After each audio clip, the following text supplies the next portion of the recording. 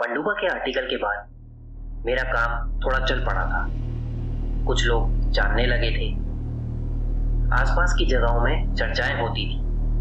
मेरी तरफ लोग देख के छुप छुप के बातें किया करते थे कि ये वही है जिसने पनडुब्बा को हराया था। अब वैसे तो मुझे किसी और ने बचाया था। ये जानने के लिए आप पनडुब्बा वाली वीडियो सुन सकते हैं। लेकिन चर्चे में रहने में मजा आ रहा था। बहरहाल इसी बीच मुझे एक ऐसी कहानी का पता चला जो शायद आज भी भारत के बंगाल में कहीं एग्जिस्ट करती है। ये कहानी है नंदिनी, जो महाराष्ट्र से है और जिसकी नई नई शादी हुई होती है और वो दिल्ली से बंगाल अपने पति, सास और ससुर के साथ उनके पुश्तैनी घर जाती है नई शादी की भेंट चढ़ाने के लिए। 2-3 दिन तो सब सही था वहां पे।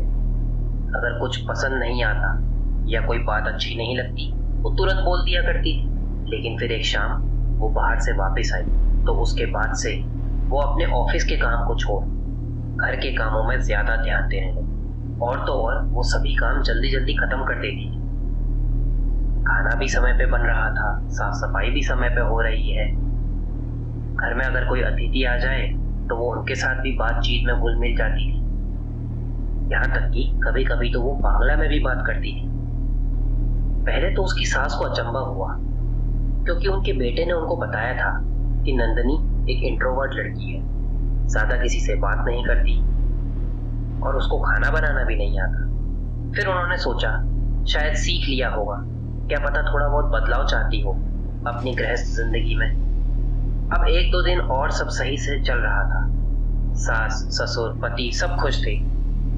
लेकिन एक रात उसकी सास ने गौर किया कि नंदिनी पिछले 2 दिन से उन्हें रात के खाने के समय पर ही कहती थी, आप लोग खा लो, मैं बाद में खा लूं। तो आज उन्होंने तय किया कि वो आज नंदिनी को साथ में खाना खाने के लिए बैठाने पर ज्यादा प्रयास करें और इस बार अगर ज्यादा जोर लगाना पड़े तो वो भी करे। हुआ भी ऐसा ही, लेकिन जैसे तैसे बहाना करके नंदिनी ने मना कर दिया।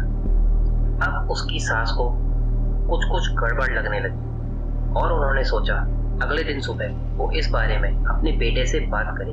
लेकिन रात में सोते हुए उनकी नींद खुल गई। वो किचन में पानी पीने जाने लगी। तभी उन्होंने देखा एक लंबा सा हाथ उनके बेटे और नंदिनी के कमरे से निकला और किचन से खाने की थाली हाथ में पकड़े वापस चला गया। ये देख के तो वो बहुत ज्यादा डर गई, पसीने से पूरी तरह भीगी। वो अपने कमरे में आई और रात भर वहीं जगी हुई डर के मारे कुछ बोल नहीं पाई, बस बैठी रही। अगले दिन सुबह उसने ये बात अपने पति और बेटे को बताई। जब नंदिनी घर से बाहर गई हुई तो उन्होंने उसका विश्वास नहीं किया, पर वो जानती थी कि नंदिनी के साथ क्या हुआ है। उन्होंने अपनी सास से एक कहानी सुनी थी, वही कहानी उन्होंने अपने पति और बेटे को बताई। पति और बेटा दोनों अब भी मानने को तैयार नहीं थे। तो सास ने बोला, ठीक है, आज दिन में जब खाना बन रहा होगा तब मेरे पास आना। फिर दिन के समय जब खाना बनने लगा तब सास, ससुर और बेटा तीनों सास के कहने पर चूल्हे के पास छुप के देखने लगे और जो उन्होंने देखा उसे देख के वो अचंभित रह गए। उन्होंने देखा नंदिनी गैस चूल्हे का उपयोग नहीं करके अपने पैर पे आग जला के उसमें खाना बना रही। अब उसका पति और बेटा डर के मारे थर-थर कांपने लगे कि ये आखिर हो क्या रहा है। तब सास ने उनको बताया शंख चुन्नी के बारे में। दरअसल शंख चुन्नी एक शादीशुदा महिला की आत्मा को बोला जाता है जो कि शंख से बनने वाली चूड़ियों को पहना करती थी और ये शादीशुदा महिलाओं को अपने वश में कर लेती ताकि वो अपनी बीती हुई शादीशुदा जिंदगी को वापस अच्छे से जी सके, जिसको वो किसी कारणवश ना जी पाई। और ये गृहस्थ जीवन में जैसे पुराने समय की महिलाएं रहा करती थी वैसे ही रहन सहन करती है। खाना बनाना, घर के काम करना, सबका आदर सत्कार करना, ऐसे सारे काम। शंख चुन्नी अपने हाथ पैर किसी इलास्टिक या रबर बैंड की तरह छोटे बड़े कर सकती है और खाना केवल अपने शरीर पर ही बनाती है। आज के समय में इंटरनेट में इसके बारे में काफी सारी जानकारी मिलती है, पर तब के समय में ये बातें बस बातों बातों में ही फैलती थी। अब वो तीनों बहुत ज्यादा डरे हुए थे। तभी नंदिनी ने कहा, चलिए सब खाना खा लीजिए। उन्होंने किसी तरह से उपवास का बहाना करके खाना नहीं खाया और नंदिनी को बोला, तुम थक गई होगी, थोड़ी देर आराम कर लो।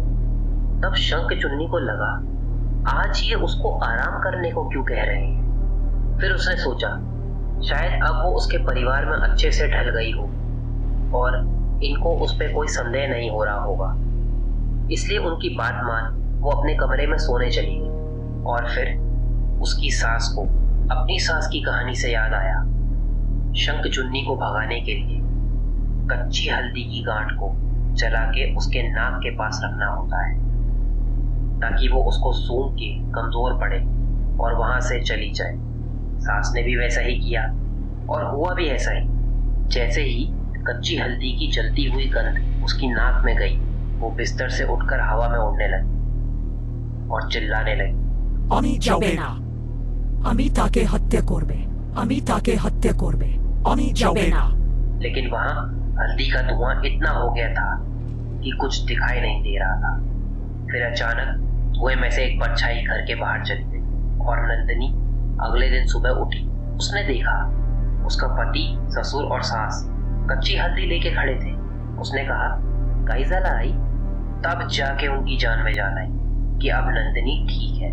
और फिर नंदिनी ने भी बताया कि जिस दिन वो दूध लेने बाहर गई तो उसे पेड़ के पास एक अजीब सी महिला मिली। वो उसे देख के हंस रही थी। तो उसने कहा, क्या है, पागल हो, क्यों हंस रही हो। इससे वो गुस्सा हो गई। फिर उसने पाया कि वो एक पेड़ के अंदर फंस गई है और आज जब आंख खुली तो वो अपने बिस्तर पर थी। शायद सपना होगा, है ना मम्मी जी, ऐसा उसने कहा। सास ने भी हामी भरी और फिर वो वहां से वापस दिल्ली आ गए और इस बारे में अब कोई उस घर में कोई बात नहीं करता। अंत में तो मैं बस यही कहना चाहूंगा, कहीं भी जाओ, देखो या करो, लेकिन सोच समझ के, क्योंकि ये शक्तियां हमारे ही आसपास होती है। बस इनको इंतजार रहता है तो एक मौके का। आशा है ये स्टोरी आपको पसंद आई हो। मिलते हैं अगली स्टोरी।